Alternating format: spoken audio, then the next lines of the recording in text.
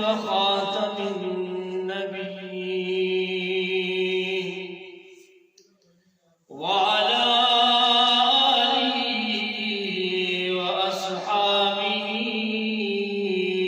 أجمعين، خصوصا على خلفاء الراشدين المهديين الذين اتبعوهم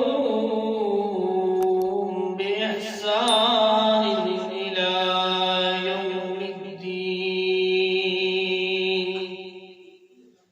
أما بعد، فأعوذ بالله من الشيطان الرجيم. بسم الله الرحمن الرحيم. ألف لام ميم، ذلك الكتاب لا ريب فيه، هدى للمتقين.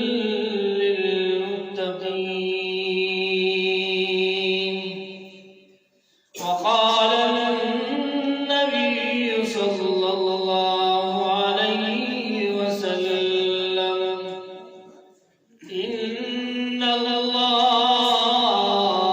يرفع بهذا الكتاب أقواما ويضع به آخرين،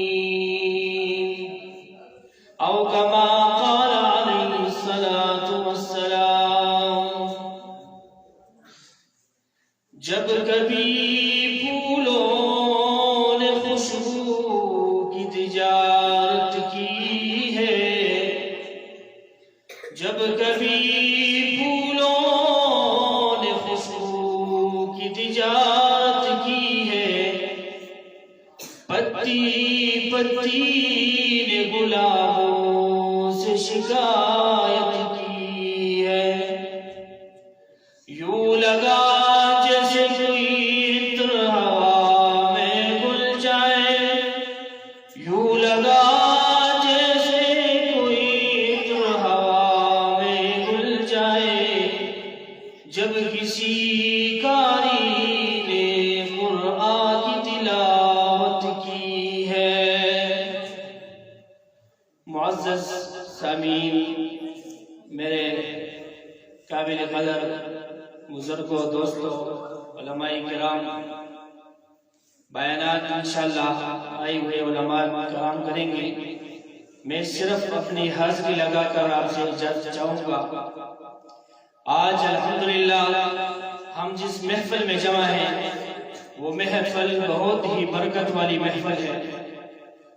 وہ محفل اس وجہ سے برکت والی ہے کہ یہ محفل قرآن کی محفل ہے، اور بابرکت ہیں وہ کان جنہوں نے اس قرآن کو سنا، بابرکت ہیں وہ پاؤں جو اس قرآن کے سننے کے لیے تراویح میں کھڑے ہوئی، اور بابرکت ہیں وہ آنکھیں جنہوں نے رمضان میں قرآن کریم کو دیکھا۔ تو اسی بابرکت محفل میں ہم سب جمع ہیں۔ اللہ تعالیٰ نے اپنے قرآن پاک کو شروع کیا تو شروع میں ہی 3 الفاظ وہ ذکر کیے ہیں، الف لام میم۔ حقیقت میں یہ 3 الفاظ، یہ 3 قسمیں ہیں۔ الف کہ اللہ تعالیٰ کی الوہیت کی قسم، لام حضرت جبرائیل علیہ السلام کی صداقت کی قسم، اور میم حضرت محمد کی عظمت کی قسم۔ اللہ تعالیٰ نے یہ 3 قسمیں کس لیے اٹھائی ہے؟ قرآن پاک کے شروع میں یہ 3 قسمیں کس لیے اٹھائی ہے؟ تو وہ اس کے بعد آتا ہے کہ ذالک الکتاب لا ریب فیہ ھدی للمتقین، کہ قسم ہے اللہ تعالیٰ کی الوہیت کی کہ یہ قرآن پاک یہ سچا ہے، قسم ہے حضرت جبرائیل کی صداقت کی کہ یہ قرآن سچا ہے، اور قسم ہے حضرت محمد کی عظمت کی کہ یہ قرآن پاک یہ سچا ہے اور اس میں کوئی شک و شبہ کی گنجائش نہیں ہے، اور یہ متقین کے لیے جو ہے یہ ہدایت ہے۔ یہ کس طرح ہدایت ہے کہ عربوں کی قوم اس طرح نہیں تھی جس طرح قرآن پاک اترا ہے اور اس کے بعد جس طرح بنی ہے، بلکہ یہ تو اس طرح کی قوم تھی کہ یہ اپنی چھوٹی بچیوں کو زندہ درگور کرتی تھی۔ یہ وہ قوم تھی کہ جو ایک دوسروں کے ساتھ چھوٹی چھوٹی معمولی باتوں کی وجہ سے سالہ سال جو ہے وہ لڑائیاں لڑتے تھے اور دشمنیاں کرتے تھے۔ اس وجہ سے یہ جنگیں کرتے تھے کہ آپ کے اونٹ نے پہلے پانی کیوں پیا اور میرے والے نے بعد میں کیوں پیا۔ یہ اس طرح کی قوم تھی، چھوٹی چھوٹی باتوں کی وجہ سے لڑائیاں کرتے اور پھر وہ دشمنیاں جو ہے وہ ہزاروں سال جو ہے وہ چلتی تھی، اس میں نسل ختم ہو جاتے تھے لیکن وہ دشمنیاں وہ ختم نہیں ہوتی تھی۔ جب قرآن اترا ہے تو سارے جو ہے ایک دوسرے میں اس طرح دوست بن گئے ہیں کہ قرآن پاک میں اللہ تعالیٰ پھر فرماتا ہے محمد رسول اللہ والذین معه اشداء علی الکفار رحماء بینہم، کہ جو آپ صلی اللہ علیہ وسلم کے ساتھ جو صحابہ ہیں یہ کافروں کے لیے سخت ہے لیکن آپس میں جو ہے یہ بہت ہی نرم اور آپس میں رحم دل ہے۔ یہ پہلے سے اس طرح نہیں تھا بلکہ یہ قرآن پاک کے ذریعے حضرت محمد صلی اللہ علیہ وسلم نے ان کی تربیت کی ہے تو پھر یہ اس طرح کا ایک قوم بنا ہے۔ قرآن پاک سے پہلے ابو بکر تھا لیکن قرآن پاک کے اترنے کے بعد ابو بکر صدیق بن گیا۔ قرآن پاک سے پہلے عمر تھا لیکن قرآن پاک کے اترنے کے بعد عمر فاروق بن گیا۔ قرآن پاک سے پہلے عثمان تھا لیکن قرآن پاک کے اترنے کے بعد عثمان ذو النورین بن گیا۔ قرآن پاک اترنے سے پہلے علی تھا لیکن قرآن پاک اترنے کے بعد علی حیدر کرار بن گیا۔ قرآن پاک اترنے سے پہلے معاویہ تھا لیکن قرآن پاک اترنے کے بعد معاویہ کاتب قرآن بن گیا۔